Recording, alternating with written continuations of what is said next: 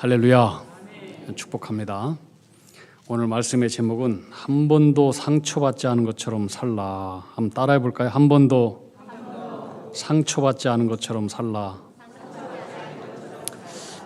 요새 지난주에 아주 물난리가 많았는데 저 남쪽 지방에 충청도 지방에 물난리가 많았던 것 같아요.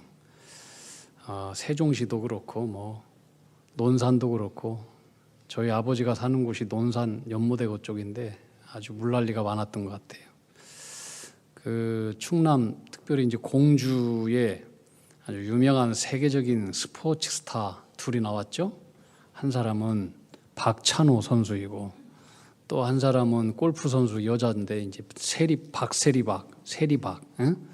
이제 두 사람이 나왔는데 그 세리박 그 선수는 공주의 금성여고를 나왔어요. 금성여고 나오신 분 있나요? 없어요? 다행이네요.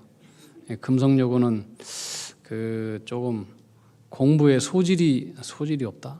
공부에 자유한 학생들이 다니는 그 학교인데 공부를 잘한다고 해서 성공하는 것도 아니고 다 또 하나님께서 살 만큼 살게 해주십니다. 공부가 중요한 게 아니고 성실하게 사는 것이 더욱더 중요한데 성공한 사람들의 특징을 이렇게 보면은 여러 가지가 있겠지만은 첫째는 성실하다는 거예요. 성실하다. 성실. 그래서 성공의 기회가 어떤 다른 곳에 있는 것이 아니라 항상 지금 현재에 성공의 기회가 있다 생각하고 순간순간 열심히 아주 우직하게 살아가는 그 사람들이 성공하는 사람들의 공통점이다라는 거예요. 두 번째는 성공한 사람들은 자기의 일을 굉장히 즐기더라는 거예요. 행복하게 즐기더라는 거예요. 행복하게. 그래서 이런 얘기가 있어요. 그 천재는 노력하는 사람을 못 따라가고 노력하는 사람은 그 일을 좋아하는 사람을 못 따라간다. 공자도 비슷한 얘기 했는데 지지자 부려 호지자, 호지자 부려 락지자. 뭔가 도를 알고 전문성을 많이 아는 것도 중요한데 그거 많이 아는 사람이 좋아하는 사람만 맞지 못하고 또 좋아하는 사람도 그것을 즐기는 사람만 못지 못한다. 그래서 그 일을 즐기는 사람은 아무도 못 이긴다는 거예요. 이 박세리 선수가 이제 어렸을 때에 아버지가 그를 골프 훈련을 시킬 때 굉장히 호되게 엄격하게 훈련을 시켰다는 거예요. 그래서 어느 날 담력을 키워주기 위해서 아버지가 이 박세리 양을 데리고 저 산속 깊은 곳으로 갔는데 보니까 공동묘지더라는 거예요. 공동묘지. 그런데 갑자기 아버지가 사라졌어요. 아버지가 의도적으로 어렸을 때 담력 훈련을 키운다고 공동묘지에다 놓고 집으로 가버린 거예요.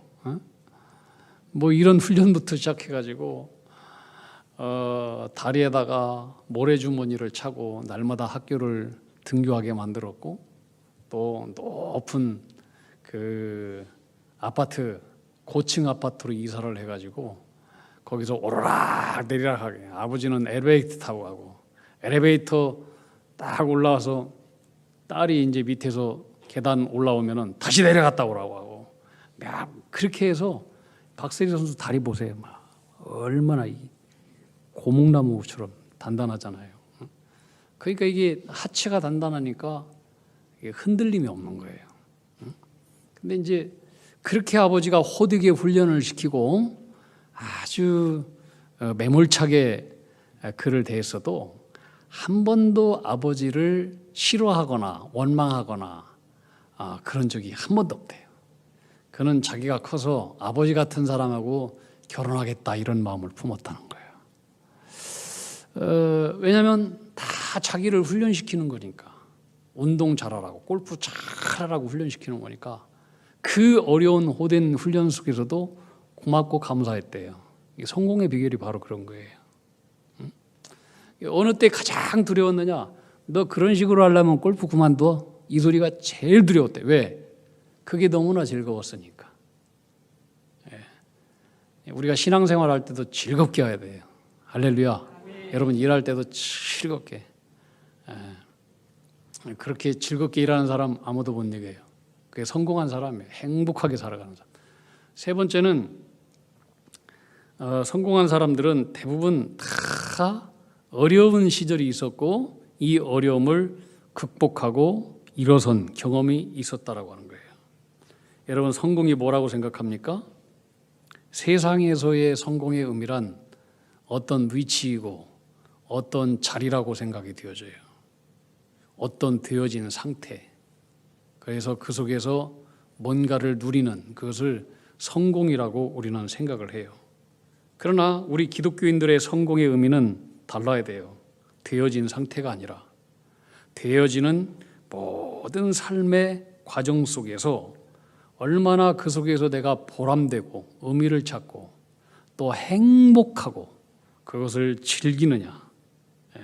여기에 성공이 있고 더 나아가서 내가 잘 되는 속에서 나를 통해서 주변 사람들이 행복하고 복이 되고 나를 통해서 모든 사람이 유익하게 된다.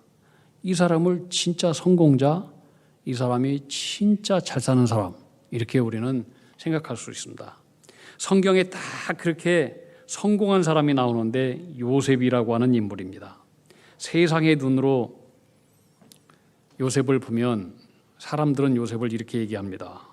요셉은 노예에서 국무총리가 된 정말로 성공한 사람이다. 그래서 요셉을 성공의 예로 들면서 이렇게 얘기합니다. 요셉은 어린 10대에 꿈을 꾸었다. 여러분들도 꿈을 꾸어라. 큰 꿈을 꾸어라. 그리고 요셉처럼 꿈을 이루고 성공하기 위해서 어떤 어려움도 잘 참고 견뎌내야 된다. 이렇게 얘기를 해요. 근데 그것은 성경을 잘못 이해한 것입니다. 성경은 그렇게 성공주의적인 그런 입장에서 요셉의 이야기를 하지 않습니다.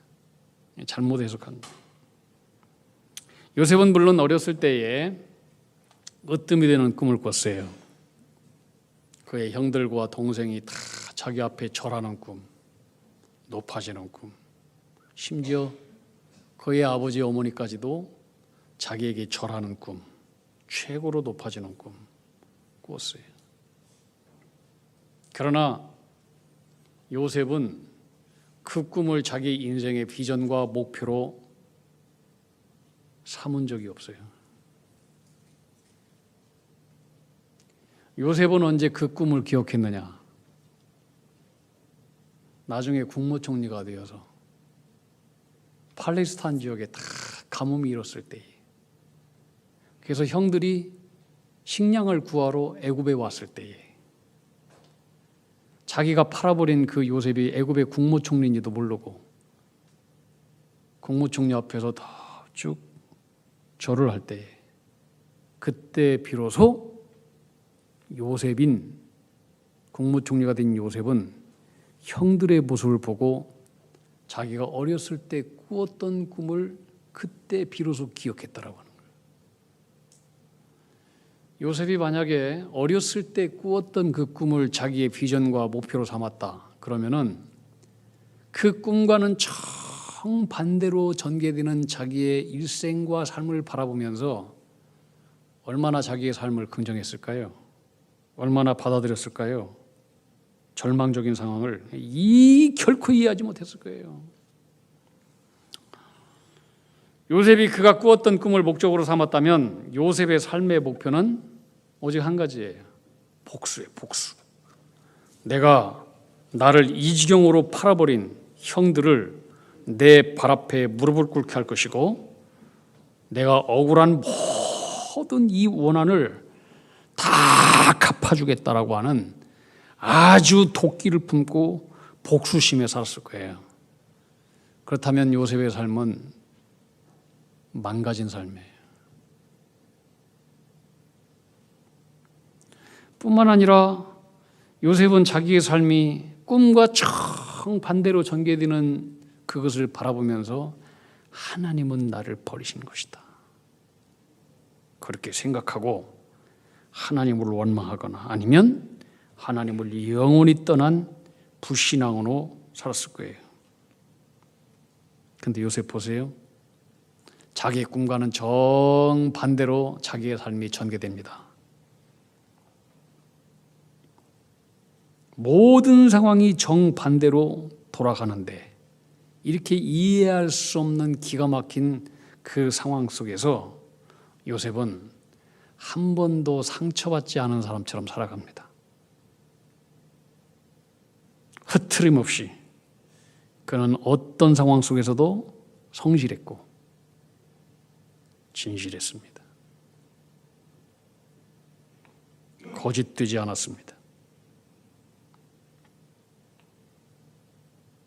그는 그 속에서도 더욱더 하나님을 열망했습니다.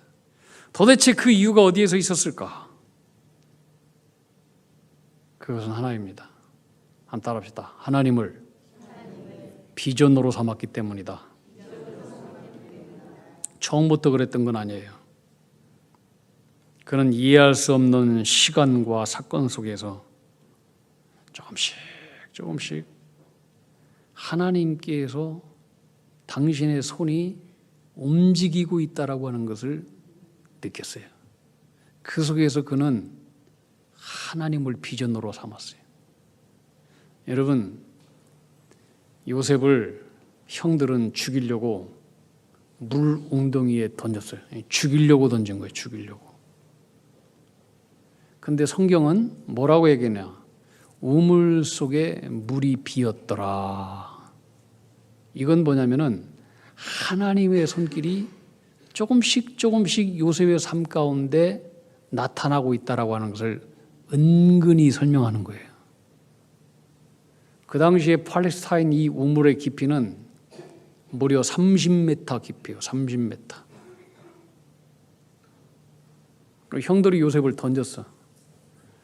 그럼 물이 있으면 물속에 빠져서 죽는 거예요. 물이 없어. 요셉은 자기가 던져졌는데 물이 없어. 야, 신기해. 하나님의 손길을 조금씩 느끼는 거예요. 빠질 때 기도했겠죠. 하나님, 저 살려주세요. 살려주세요. 하나님 도와주세요. 얼마나 간절히 울부짖으면서 기도했겠습니까? 자, 우물 깊이가 30m 이상이라고 했어요. 그러면 던졌으면 죽어야 돼요. 5m 이상에서도 떨어지면 부러져요. 10m 이상에 떨어지면 반드시 죽게 돼 있어요. 30m예요. 낙하산 타고 내린 것도 아니에요. 어떻게 살아 근데 살았어요. 성경에는 나오지 않지만은 그가 깨지지 않았으니까, 온몸이 멀쩡하니까 다시 올라온 거예요. 하나님 살려달라고 부르짖었는데 이제 우물 속에서 깊은 곳에서 햇빛도 바라보지 못하고 아무것도 먹지 못하고 이제 여기서 이렇게 굶어 죽는 모양이다 했는데 하나님 앞에 간절히 기도했겠죠. 근데 갑자기 저 우물 위에서 밧줄이 쭉쭉쭉쭉쭉쭉 내려오는 거예요. 하나님의 손길을 조금씩 느끼는 거예요. 이상하다. 그러면서 자기를 끌어올려줘요. 자기를 끌어올려서 바깥에서 죽일 줄 알았는데 안 죽여요. 그때 싹 지나가는 미디안 상인이 있네. 미디안 상인한테 형들이 자기를 팔아요. 죽지는 않았어. 그리고 애굽으로 팔려갔어. 팔려간 집이 주인이 그래도 괜찮아. 상당히 지위가 높아. 이런 일련의 사건 속에서 요셉은 내가 주어지는 이 모든 환경과 상황 속에 나는 모르지만은 하나님께서 인도하시는 뭔가의 손길이 있구나. 이것을 조금씩 느껴지고 확신이 들기 시작했어요. 그리고 그러면서 요셉은 하나님을 비전으로 삼기 시작해요. 하나님을 비전으로 삼았다라고 하는 것은 하나님이 나를 버리신 게 아니라 하나님이 나와 함께 하시는구나. 그렇다면 이 속에 하나님의 선한 계획과 뜻이 있는 것 아니겠느냐? 하나님은 실수가 없는 분인데, 그렇다면 이 모든 상황 속에서 하나님의 계획과 뜻이 있다면 나는 이 모든 상황을 원망하지 않고 이 상황 속에서 최선을 다해서 진실하고 최선을 다해서 성실하게 살아야 되겠구나. 하나님을 비전으로 삼다 보니까 이제는 이렇게 저렇게 되어지는 환경들이 그렇게 두려워하지 않는 거예요. 두려움이 없어요.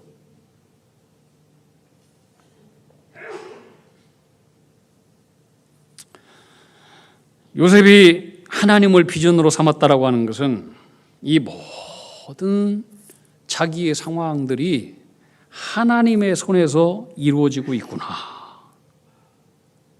이것을 느꼈다라고 하는 거예요. 그렇기 때문에 요셉은 어느 때나 성실할 수 있었어요. 정욕이 불타오르는 20대 보디발 아내의 유혹도 다 이겨낼 수 있었고, 억울하게 강간 미수범이라고 하는 부끄러움 제명으로 감옥에 갇혀 있는 순간에도 하나님이 하실 일이 믿어지니까 자신의 처지를 비관하지 않을 수 있었고 성실할 수 있었어요. 심지어 요셉은 자신을 노예로 팔았던 형들까지 용서합니다. 어린 나이의 형들은 자기를 죽이려고 했어요. 무자비하게 웅덩이에 던졌어요. 무자비하게 자기를 노예로 팔았던 사람이에요. 요셉은 미디안 상인의 낙타에 밧줄에 묶여서 광야길을, 내일을 알 수 없는 그 길을 공포와 두려움 속에서 어린 나이에 눈물을 삼키며 광야길을 걸었어요. 사랑하는 아버지와 영원히 생일별하게 되는, 영원히 다시 만날 수 없는 가장 슬프고 두렵고 불안하고 절망스럽던 그때를 요셉이 어찌 한 번이라도 잊은 적이 있겠어요? 분리불안이라고 하는 것은 정말로 무서운 거예요. 그 어린 나이에 그의 마음 가운데는 영원히 지워지지 않는 상처의 상처. 이 상처가 해결되지 않잖아요. 그러면 이 상처는 두고두고 장년이 되어도 노년이 되어도 이것이 해결되지 않아서 성인 아이가 되는 거예요. 성인 아이. 나이가 들었는데도 이것이 해결되지 않으니까 그냥 어른 아이가 되는 거예요. 상처로. 그래서 성격이 삐뚤어지고 장애를 일으키는 거예요. 그런데 보세요. 요셉은 상처가 없는 사람처럼 살아요. 상처가 없는 사람처럼. 그 마음 가운데 한이 남아있지 않아요. 아무 상처가 없는 것처럼 용서해버려요. 여러분, 그 무엇이 요셉을 이렇게 할 수 있도록 동력이 되었을까요? 하나님을 비전으로 삼은 믿음 때문에 그래요. 그런 믿음을 갖게 되니까 세상 환경이 내 뜻대로 돌아가든 안 돌아가든 중요한 것은 내 뜻이 아니에요. 하나님의 뜻과 계획이 내 삶을 통해서 이루어지는 것뿐이고, 현실이 어떻게 돌아가든 그것은 전혀 문제가 되지 않아요. 오늘 성경을 보시면 2절에 하나님께서 요셉과 함께 하심으로 그가 형통한 자가 되었다, 이렇게 얘기를 해요. 저는 이 말씀이 화가 났어요. 이게 무슨 말장난을 하나? 이게 무슨 장난하나? 여러분, 어떤 생각이 들어요? 어떻게 하나님께서 요셉과 함께 하는데 요셉의 삶이 형통했습니까? 이게? 어떻게 다 반대로 되어가느냐? 어떻게 이렇게 고통스럽고 절망스러운 쪽으로 가느냐? 하나님이 우리와 함께 한다고 하잖아요. 하나님이 우리와 함께 믿습니까? 하나님께서 우리와 함께 하는데 왜 우리의 삶에 어려움이 있고 고난이 있고 우리가 상상하지 못한 그런 쪽으로 모든 환경이 돌아갑니까? 말이 안 되잖아요. 말이 안 되잖아요. 근데 성경은 하나님께서 요셉과 함께 했대요. 너무나 추상적인 말씀이에요. 하나님은 우리 인간의 눈으로 보이지도 않아요. 하나님이 요셉과 함께 했는지 그걸 뭘로 증명할 수 있어요? 보이지도 않고 아무도 알 수 없는데 하나님은 보이지 않으니까. 하나님이 요셉과 함께 했다? 무엇으로 증명할 수 있어요? 무엇으로? 증명해보라, 이거 증명해보라. 그러면 우리가 믿을 테니까. 근데 이 질문은 굉장히 중요한 질문이에요.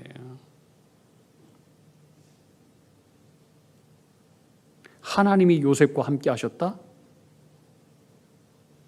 이 말씀은 뒤집어서 요셉이 하나님을 붙들었다 이 말이에요. 요셉이 늘 하나님과 함께한 것은, 하나님이 요셉과 함께한 것은 눈으로 안 보여요. 사람은 볼 수 없어요. 그러나 요셉이 어떤 상황 속에서도 하나님과 함께하고 하나님을 붙들고 하나님을 추구하고 하나님을 열망하고 하나님을 사랑하고 하나님을 예배하고 하나님을 포기하지 않고 하나님을 붙들었던 요셉의 삶은 모든 사람들이 다 눈으로 보여지는 거예요. 그게 하나님이 요셉과 함께 했다라고 하는 거예요. 여러분, 의인은 누구냐? 성경은 말해요. 하나님이 보이지 않는 캄캄하고 아득한 상황 속에서도 끝까지 하나님을 붙잡고 믿음으로 사는 자가, 그게 의인이다. 성경은 그렇게 얘기해요. 요셉의 믿음은 절망적인 상황 속에서도 절망을 모르는 믿음이었어요. 오늘 성경에 보면은 보디발이 하나님이 요셉과 하는 것을 보았대요. 보디발은 이방 사람이고 하나님은 우리 눈에 보이지도 않는데 이방 사람의 눈에 어떻게 하나님이 보이고 하나님이 요셉과 함께 하는 것이 보였을까? 말도 안 되는 얘기예요. 이 말도 뭐냐? 요셉은 언제나 어느 때나 보디발이 보기에 요셉은 하나님을 찾고 하나님을 붙들고 하나님을 추구하고 하나님을 예배하는 삶을 눈으로 보았다는 거예요. 그것이 하나님이 요셉과 함께 했다라고 하는 거예요. 요셉이 자기 집에 노예로 들어온 이후부터 보디발은 요셉이 얼마나 하나님을 찾고 간절히 하나님을 붙잡고 사는지를 눈으로 다 보았어요. 그런데 이상한 일은 요셉이 하나님을 붙잡으면 붙잡을수록, 요셉이 하나님을 찾고 경배하고 기도하면 기도할수록 다 잘 돼. 자기 일이 형통하게 돼. 그때 보디발이 깨달아요. 아, 우리 집에 복덩어리가 왔구나. 우리 집에 복이 굴러왔구나. 요셉이 끈질기게 붙드는 그 하나님은 참 하나님이시구나. 그 하나님은 복을 주시는 분이구나. 그렇다면 내가 요셉에게 잘해야 되겠구나. 내가 요셉을 함부로 하면은 내가 망하겠구나. 하나님 나에게 복을 안 주겠구나. 자, 여러분, 지금 요셉은 노예예요, 노예. 근데 이쯤 되면 이제는 누가 주인이에요? 실질적으로 주인은 노예인 요셉이 주인이 된 거예요. 역전이 돼버린 거예요. 저는 여러분이 있는 곳마다, 여러분이 몸담고 일하는 곳마다 다 복덩어리가 되기를 주님의 이름으로 축복합니다. 근심덩어리가 되지 말고 복덩어리들, 하나님 영광 돌리는 사람이 다 되기를 바랍니다. 여러분이 교회에서도 있는 곳마다 가는 곳마다, 여러분이 헌신하는 자리마다, 여러분이 세상 속에서, 가정에서, 아니면 직장에서, 여러분이 몸담고 있는 모든 곳에서 다 이렇게 하나님 비전 삼아 하나님 영광을 드러낸 것으로 살게 되면은 하나님은 그 사람을 책임져 주시고, 그 사람을 통해서 하나님은 영광을 받으시고, 그 사람을 통해서 하나님은 세상의 복의 근원으로 사용하십니다.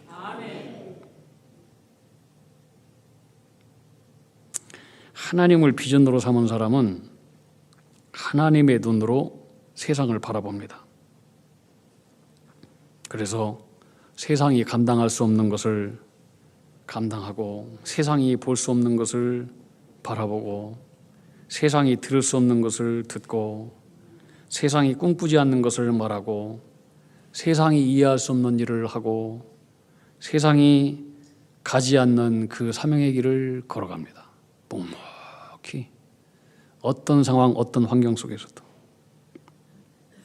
요셉은 창세기 45장을 보시면 이제 유명한 간증을 하게 되는데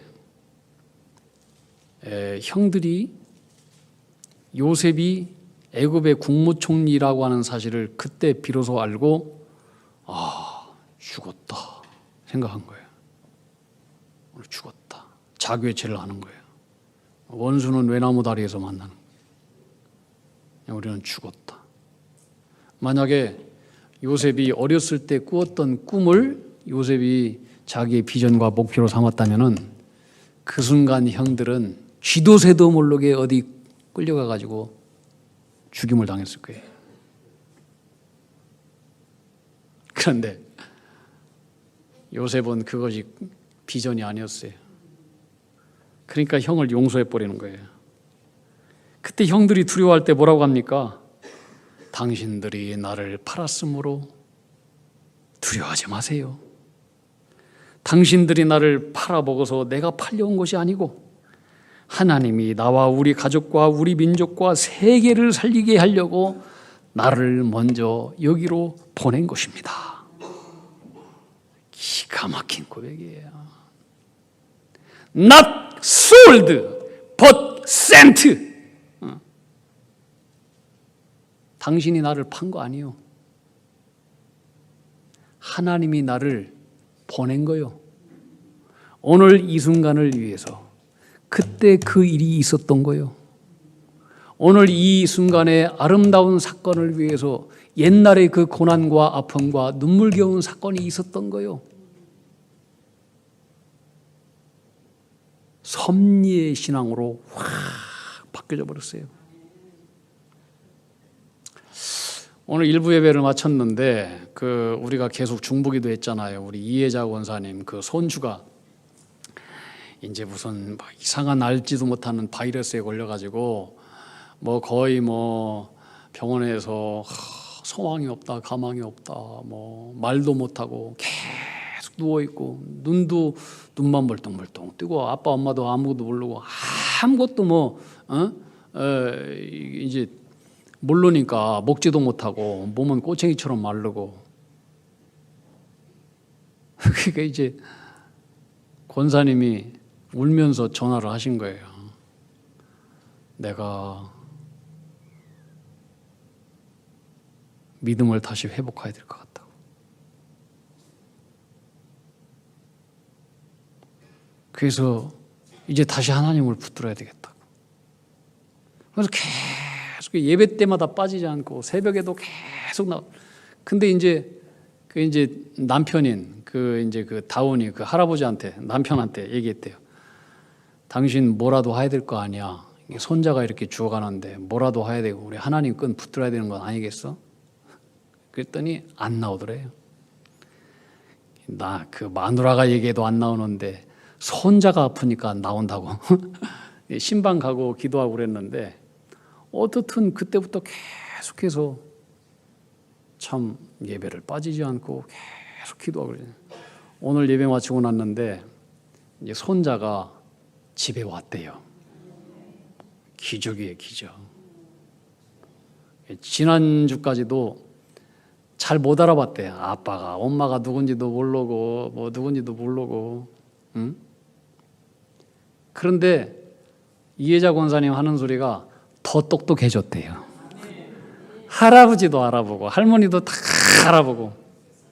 네, 그래서 하나님 요셉처럼 사용할 거요 그랬어요. 여러분, 이때를 위해서 그때가 있었던 거예요. 그 손자가 아프지 않고는 할아버지가 교회 나왔겠어요? 구원 받았겠어요? 이걸 아는 것이 섭리의 신앙이래요. 섭리의 신앙. 모든 상황, 모든 시간, 모든 사건 속에서 다 하나님을 사랑하는 자에게는 합력해서 뭘 이룬다? 선을. 이게 섭리의 신앙이에요. 섭리의 신앙. 제가 한 30년 전에 어느 목사님한테 들었던 그런 얘기예요. 잊혀지지 않아요. 한 15년 동안 결혼을 했는데 이 부부가 아기가 없었대요. 참 신실한 크리스찬이었다는 거예요. 날마다 매년마다 아기 달라고 하는데 안 주더라는 거예요. 15년 동안. 마지막 기도했대요. 마지막 15년째. 하나님 이제 마지막으로 기도합니다. 이제 주시면은 감사함으로 받고 안 주시면은 이제는 더 이상 기도하지 않겠습니다. 기도했는데 16년째 하나님 애기 주셨대. 얼마나 기쁘고 감사했겠어요. 춤추면서 살았대요. 근데 1년이 지났는데 애기가 걸어야 되는데 걷지를 못해. 조금 늦는 모양이다 생각했대요. 2년이 지났는데도 애가 걷지도 못하고 몸을 가누지도 못해. 그 뭐 조금 애가 좀 이상은 좀 있는 모양이다. 그러나 그렇게 염려하지 않았대요.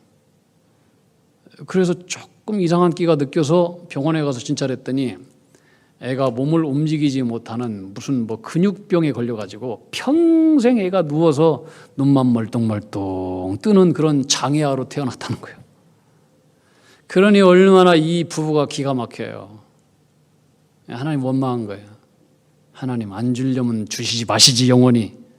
어때 아기를 줬는데 이런 장애아를 줘가지고 이렇게 근심 걱정 속에서 이렇게 살아가게 하십니까? 원망했대요. 그래서 막 예배도 안 드리고 하나님 떠나고 하나님 안 계신다 막 이렇게 돼버렸는데 어느 때 하나님께서 조용히 마음 가운데 이런 음성을 주시더래요.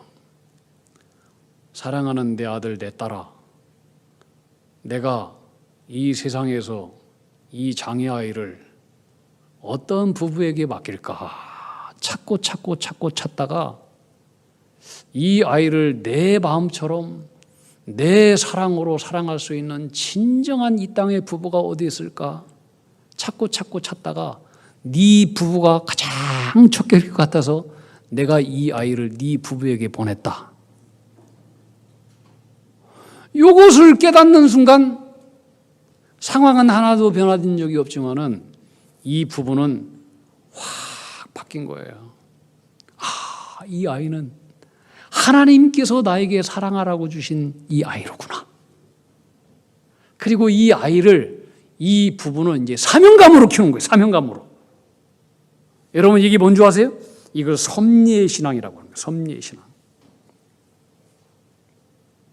섭리의 신앙은요, 어떤 상황 속에서도 하나님의 뜻과 계획이 있음을 믿는 거예요.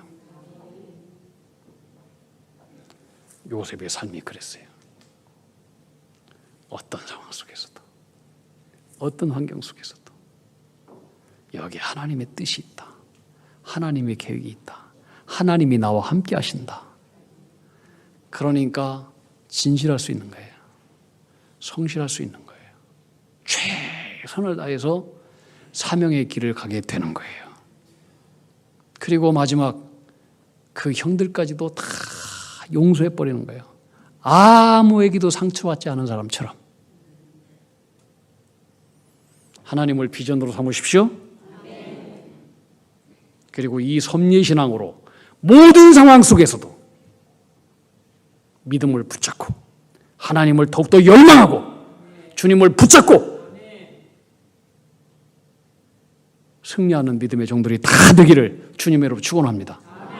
기도하겠습니다. 하나님 아버지, 하나님만을 비전으로 삼게 하여 주시옵소서. 하나님의 거룩한 섭리의 신앙을 온전히 믿고 그 믿음을 붙잡고 하나님을 더욱더 열망하게 하시고 하나님을 붙잡게 하시고 하나님을 예배하게 하시고 하나님의 뜻에 순종하며 사명의 길을 걸어가게 하여 주시옵소서. 예수님 이름으로 기도하옵나이다. 아멘.